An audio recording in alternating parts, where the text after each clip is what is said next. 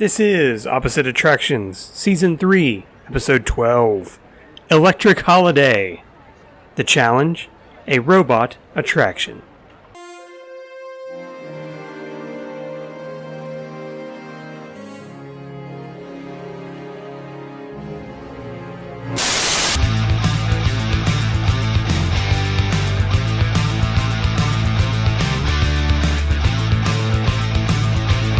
Welcome, ladies and gentlemen, to the world-famous Opposite Attractions podcast. I am your skipper for the evening, Scottye Moore, joined as always by the skipper in training, Jim Murphy.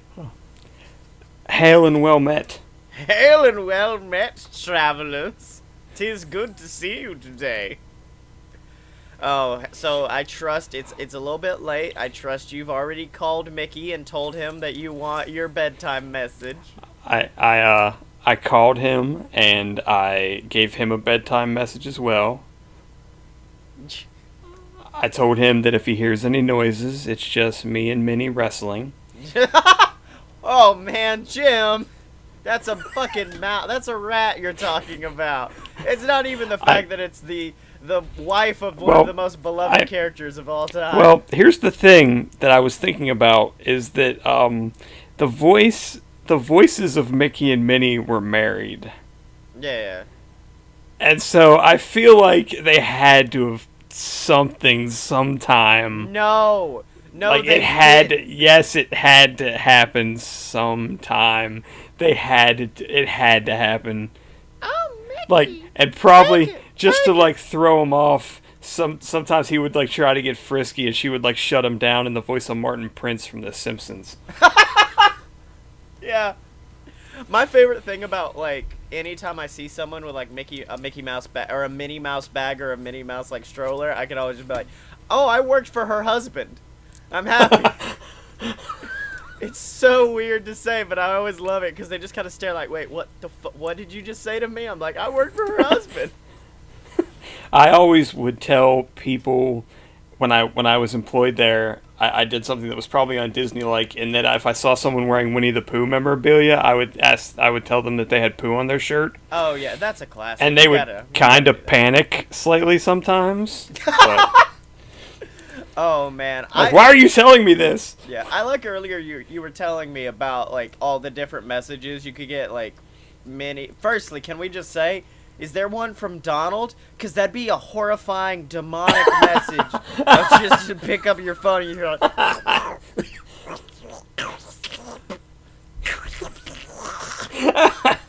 That's the Donald. That's my Donald. It's a demon. It is also how I summon Cthulhu in the dark times. But you also said that Goofy just tells you about his day, and I'd love if it's like when you call your mom and she talks for too long on the phone.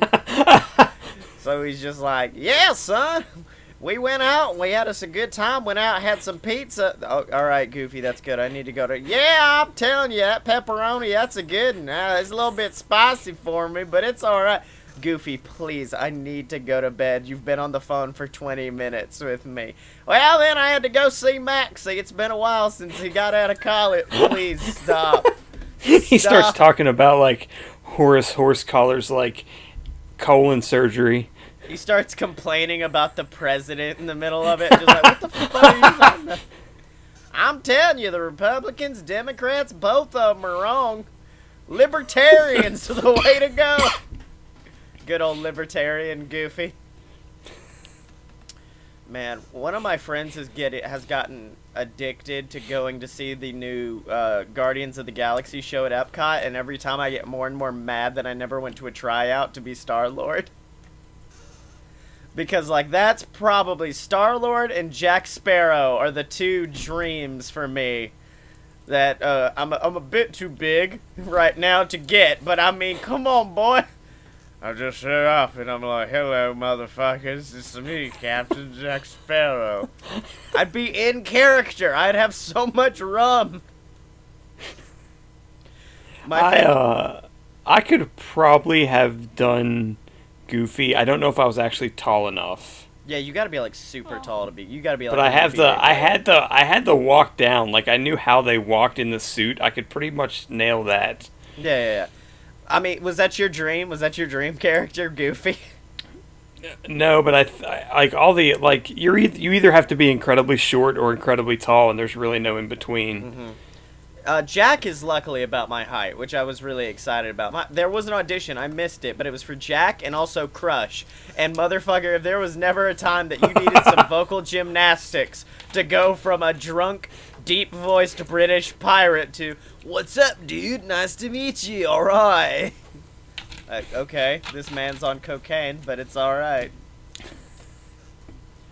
I just love the Star-Lord character, because it's literally just like, do you have the sideburns and slightly reddish hair? You're good. Let's do this. Yeah, I thought the Star-Lord I met down there was very good, like, improv-wise. Yeah. But you're just like, man, you don't really look like, just no.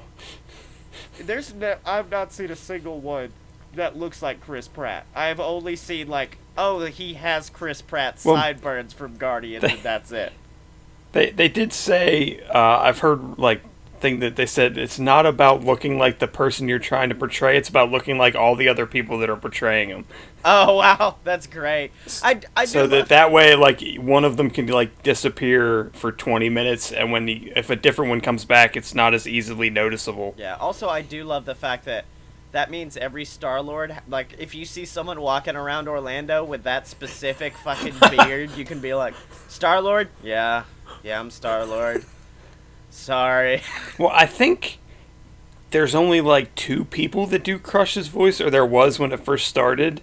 Yeah. Something like some crazy, like, low number of people that did Crush for Turtle Talk, and so they had to, like, never get sick. Oh, dude, that sucks. No. One of my friends apparently may or may not have done it. I'm not gonna part the kimono, but one day we were out, like, for drinks, and I was like, yeah, I was thinking about going to this thing for Crush, and I was thinking about, like, doing, like, this thing. He's like, nah, dude, you gotta go lower with Crush, my man. If you're gonna talk to the little offspring, you gotta go low and deep. And I'm like, how do you know this? And he's like, don't tell anybody. I'm like, okay, my B. Turtles can wink. I'll Wink, tell wink. people. I'll only tell people 2 years later on a fucking syndicated Opposite Attractions podcast. But otherwise, you're fine. Your secret's safe. You're not, like, giving out his name and personal information. I am not discussing how Craig T. Nelson of Orlando, Florida taught me how to be the perfect crush. Oh, that's why he's the coach. Good old Coach Crush. Greetings, offspring. Nice to meet you. My name is Craig T. Nelson. Oh, wait, what the fuck? He is Craig T. Nelson. Oh, man. So, you getting hype? Hype for your trip? I am hyped. I'm always hyped for my trip. It's that commercial. Do you remember that commercial that was like, we're too excited to sleep?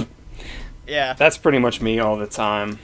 I don't know when I'm going next, and I'm already excited for that trip. I'm like, I don't know when it's gonna happen, but I'm pretty pumped about it. Oh, man. But yeah, like, I do kind of I wish I had the money to go at the end of this month, because not only are our good McElroy brothers gonna be down there doing My Brother and Me, but also I could go to Disney World, so. Yeah, they're gonna see Mickey's castle. They're gonna go see Nicholas's castle. Oh, man. Although, I do have Dragon Con instead, and the one panel on Dragon Con I missed last year, but I wanted to do, was just a Disney sing-along, which I have to assume was a bunch of fucking nerds in cosplay, all in a room, just like, I wanna be a mighty king, so enemies beware. It's like, okay, you guys did good on that one. Let's move to the next. A bunch of people with, like, electric pompadours singing Eye to Eye. No, and then they turn on Remember Me from Coco, and the whole room starts fucking crying at once, and they're like, why would you do this to us? I don't want to remember you. Is there a sing-along for the opening of Up? We can... Oh, did we ever discuss on the show, and it was only a few weeks ago, so we may not have, my first ever watching of Coco? Didn't you watch it at, like, 3 in the morning, drunk? So what had happened, Jim? Don't bury the lead here. I had 2 bottles of Smirnoff flavored vodka that I was like, well, I'm going to be going on my diet again soon, which is going well, by the way. No big deal. So I need to get rid of this so I won't have the temptation to drink. And the way I did that was by drinking all of it in one night. And then I was watching this YouTube channel called Drawfee, and they were drawing rip-off Pixar characters, and they started talking about Coco, and I'm like, I haven't seen Coco yet. I should watch Coco. 2 hours later, and a whole lot of dehydration from tears later, and I got mad at drunk Scottye. I was like, no, how dare you do this shit to me right now? Like, because at least with like a Goofy movie, when Goofy movie makes me cry, the very next scene is like eye to eye, so I can get pumped again and stop crying. Coco, the very next scene has Pauly Shore in it. Yeah. Meanwhile, Coco don't give you that shit at all. Coco's like, oh, you're crying? Oh, that's sad. Let's keep fucking going. Let's just keep wrecking your entire soul until you can't breathe anymore. Did you like turn around and watch like Bambi as a pick-me-up? Yeah. The opening, I was just like, oh yes. Sick, bro. Kill that deer. I still love the SNL sketch of the remake of Bambi with The Rock as Bambi. I'm gonna get revenge. Wait, was Bambi a girl or I thought Bambi was a girl. Bambi is a boy. That's why it's funny that like strippers sometimes name themselves after. Oh yeah. The girlfriend was named Faline or Faline. I don't know how it's exactly pronounced. All right. Well, Jim Murphy, this is a podcast where we build our own theme park, and of course, this park is known as Versus, and the reason it is known as Versus is because it is just us fighting to the death over who can make the greatest theme park of all time. So far, yours is fun and educational and Willy Wonka-esque, and mine is like only the alcoholic parts of Epcot. That's about it, with also some unicorns. Which is really like flavor. 80% of Epcot, really. Yeah. But last week you issued a challenge. You threw down the gauntlet, and you wanted us to make a robot ride. So a ride all based around robots. And I'm not gonna lie, I may or may not have taken a nap before the show. And that 5-minute period where I told you, hey, I have to prepare, that was called me writing out my entire thing in 5 minutes. So if mine feels a little lackluster this week, that's why. But I will, of course... We cut our recording day short a day, so we lost that one day. Yeah. You know, that whole day of preparation I use every bit of to make my rides. Where I'm just sitting there just like, wait, should I do a unicorn or a chupacabra? Did you do like a monologue based on like Mr. Roboto lyrics or? Aw, damn it, Jim! Fuck you, man. Now I gotta change my ride. Dare from the Transformers movie. Yeah, no, it's Transmorphers. I couldn't afford the original, but I will concede to you. I will let you start off this week. Okay.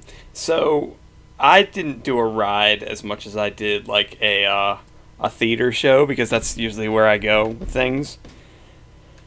So, based on what I said last week with the nighttime show, where I basically said that my childhood was essentially like Phineas and Ferb, I decided to make the JimCity Expo Center,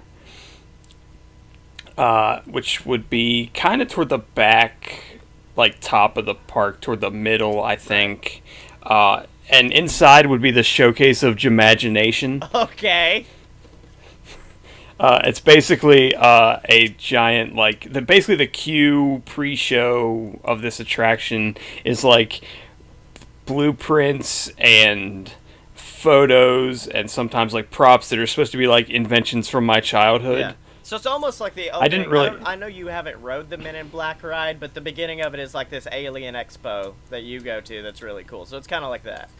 Yeah. Yeah. I didn't really come up with any good like inventions because I'm not a smart man. Yeah. Jenny. But Basically, I had a couple ideas for the name of what my attraction would be. I've settled on Fight Botz, Fight Botz. which is like Fight Boys, but with a T instead of a Y. But still a Z, right? I want to make sure the branding is Yes, proper. still a Z. Yes, still a Z.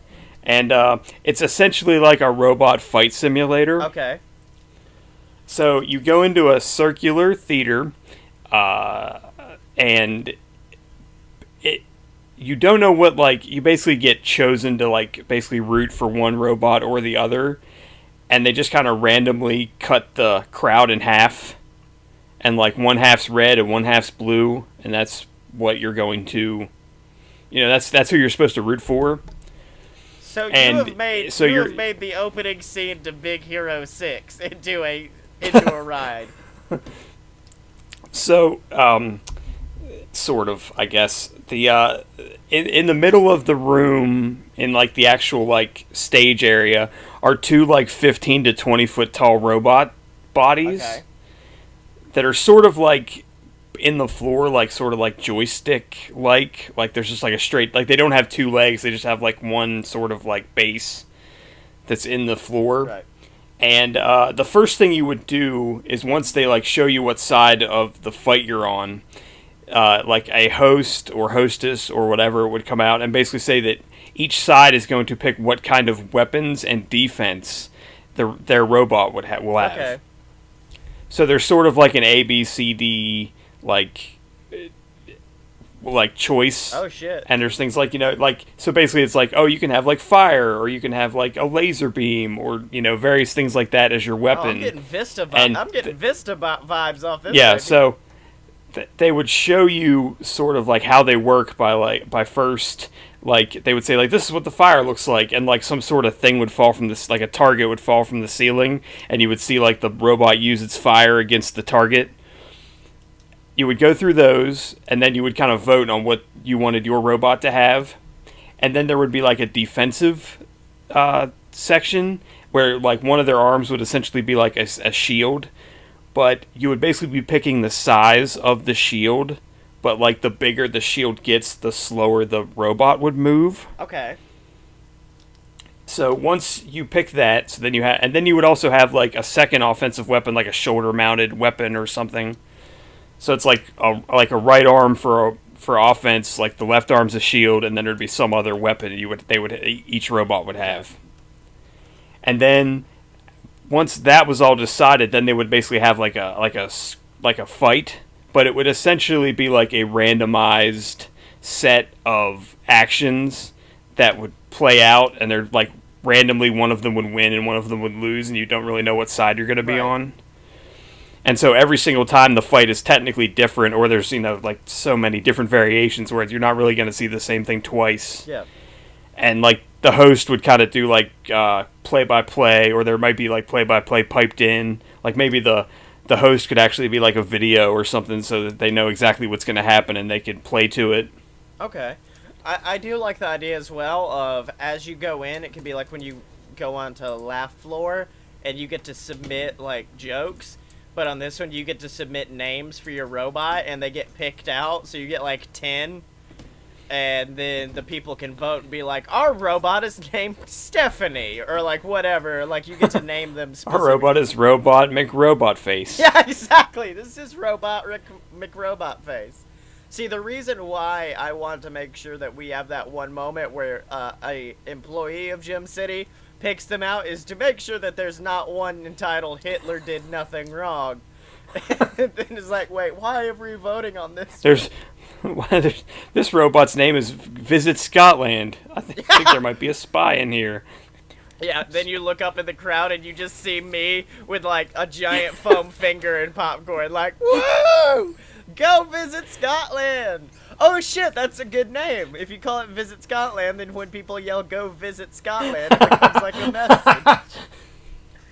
Oh man, I love that. I love this this BattleBots mixed with Rock'em Sock'em robots mixed with fucking Big Hero 6. That's why I did, instead of doing legs, I did like they're basically like stuck in the floor because I feel like the movement would be better to control. Yeah. And it wouldn't just be like in a straight line, like they could move in a circular pattern. Or I like And the so- idea that you could have like for like it's a little kid's birthday or like a Make-A-Wish. They get to control where the robot is, like Rock'em Sock'em, so you can control where that robot goes. My original idea was that there would be like control involved, but I didn't know exactly how that would work with like the weaponry. Yeah, like picking someone. I guess like the weaponry could automatically go off as you move it. Or it could be turn-based, which I don't know how exciting a bunch of people would be to go in and watch a turn-based live-action thing about robots. Yeah, I just decided to do like a choreographed bit where maybe there's like 10 sections, but there's like 5 or 6 different things that could possibly happen in each section. And you just never know what you're going to get. And like the winner's like a coin flip, basically. Yeah, you could also have like other matches, like 2 warm-up matches beforehand of like maybe a story like Big Hero 6 where this little bitty robot comes out but it defeats this massive robot and it gives them like a feel good.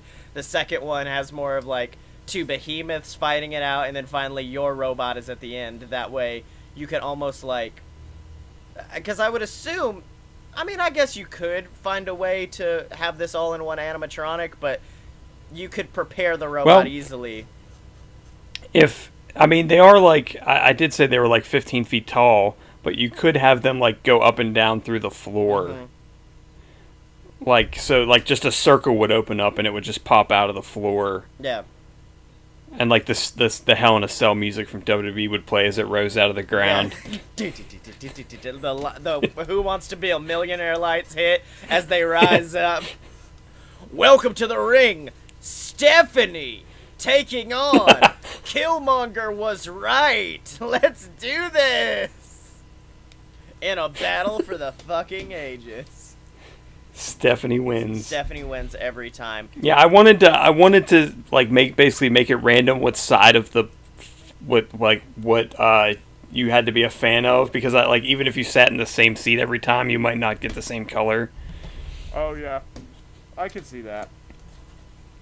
And so it's also like you're not going to feel like, oh, every time I go in here, like, blue always wins, or every time I go in here, red always wins. Like, it's really going to be, like, definitely random. Like, you have to have some pretty bad luck to always pick the losing team.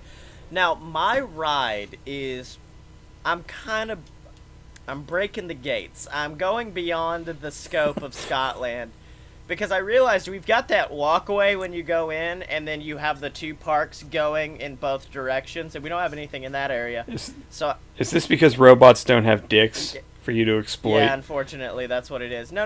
Well, it's also because my ride is called JimCity's Happy Ride of Joy, so I couldn't put it in my park. I had to put it closer to your side, but like as close as I could without actually going into your park. So everyone's like, "Oh, this one's for JimCity." And what it is, it's where the Schlitterbahn Airport used to be. Yeah, exactly. So you go in and you see this like, your queue line is kind of like, It's a Small World, where you have like these fun cartoonish clocks and all that, and then you climb into your boats and you start to go through a ride that's very similar to It's a Small World. There are all these small animatronic children who are just like, we love life, lifey, lifey, life. We have joy and love. And it's slow and boring as shit, but at least the kids are gonna love it. At least the kids will, until the lights go out. And as the lights go out, the animatronics just recede all around you, and then you go into this dark tunnel and you just hear like of children laughing at you and hearing like, save us, and it's creepy as fucking shit. And then you go into like the next room, and the next room was gonna be more like a zoo exhibit, but like the animals are now like rabid and vicious, so you have like this tiger leaping at you and being like, and like attacking your cart, and you have all these jump scares. Like imagine the end of the Haunted Mansion where that one ghost pops up and scares you every time, even though you try your best not to. It's like that, but it's all these rabid animals, and then a giant animatronic bear leaps out from the walls, and then it sends you plummeting into your next area, which is your cart starts spinning in circles, and it's almost like on Winnie the Pooh where Pooh dies, and then you have an acid trip. And you have all this weird shit going on around you with a bunch of animatronics without the skin over them, and that's all you see. And then you fall into a cave where you find an evil scientist named Dr. Herzog. It is not Werner Herzog. He talks a lot like him and looks exactly like famed director Werner Herzog, but it is not me. And he proclaims that he has the greatest plan for a theme park ride. And it is the one that we are riding. And he goes, wasn't it fantastic? And the whole cart's just like, fuck you, no it wasn't. And he goes, well, these people certainly seem to think so. And then another like boat comes out. And it's people, but they have like, they're animatronic people, but they're supposed to be real people. And they've got these glowing white eyes, and they go, we love JimCity. JimCity is amazing. And he goes, you are witness to my greatest plan yet. Witness this! And then he holds up like this mystical ball, and he's like, this steals the souls of the inhabitants of the boats. And there's like one at the front of your boat. And I steal the souls and place them into these animatronic suits. And you see souls leaving the bodies of the cart and then going over into animatronics, and they start dancing. And then he goes, and then, what is the best form of advertising? Word of mouth. And then he goes, whoosh, and then some more souls go in to replace the ones in the old boat. And that's when they're like, we love JimCity, we love JimCity. And he's like, I have replaced all of the souls, and they will go out and tell everyone about how amazing JimCity 2000 is. I have created a self-sustaining theme park. And then he like holds out and he goes, well, unfortunately, I'm going to have to cut our conversation late.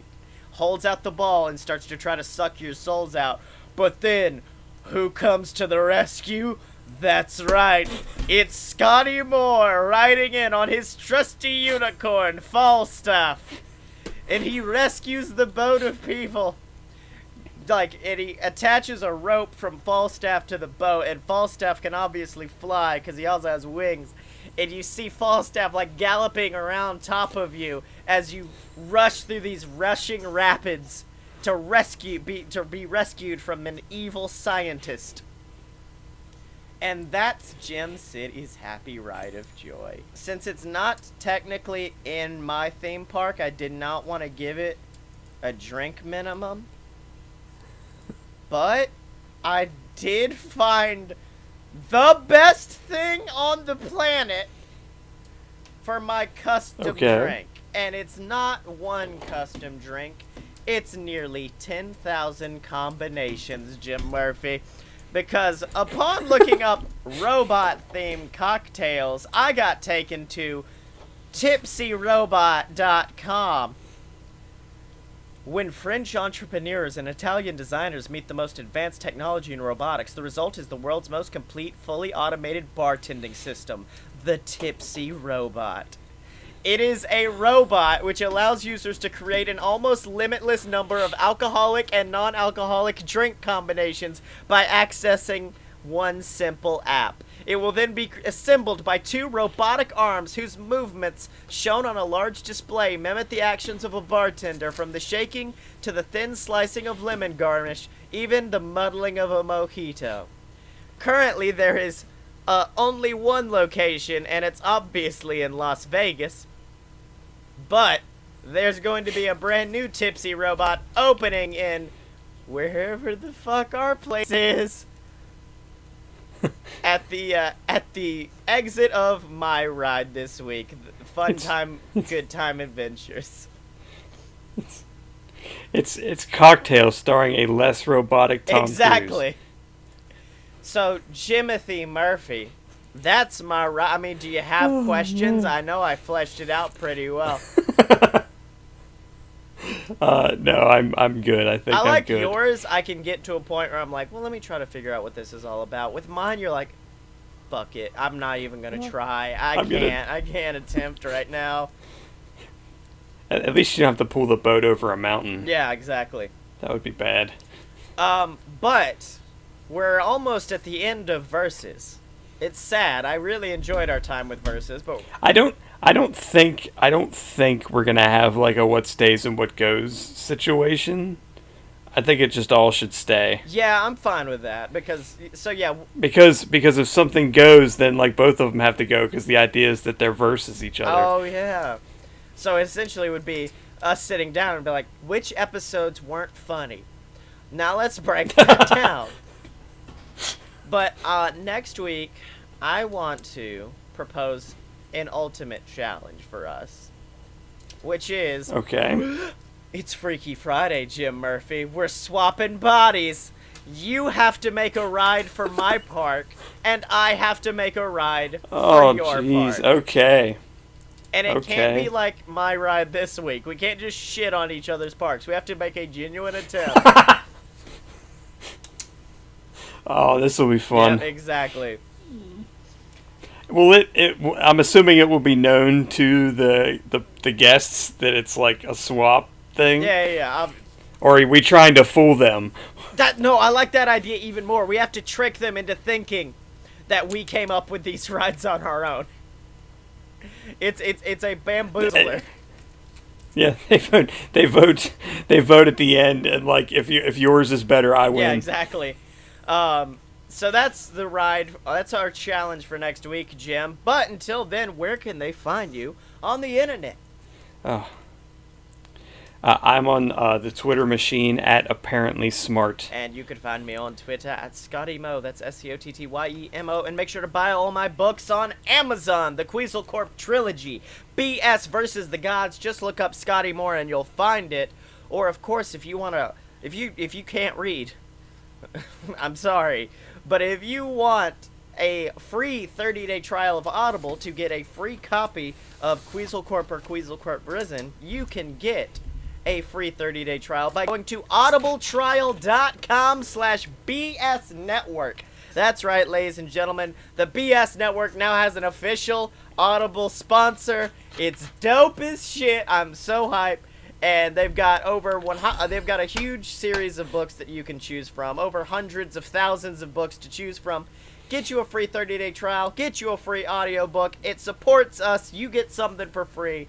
It all helps at audibletrial.com/BS Network. And if you want to support us a little bit more, you can over at patreon.com/a-load-of-BS. You'll be supporting the entire BS Network from opposite attractions to a load of BS. Every single little bit you guys can give helps. Or, of course, you can pick you up some op-at merch at merch.aloadofpurebs.com. We got a lot of shirts on there, more to come, so make sure to pick that all up at merch.aloadofpurebs.com and check out all our other programming at aloadofpurebs.com. But of course, if you want to know everything else about the show, if you want to see all of our older theme parks like Vista, like Apex, go to opposite-attractions.com and check out all of the previous seasons. But until next time, remember you can find us on Twitter at OpAtShow. That is spelled OPPATTSHOW. Are you down with OPP?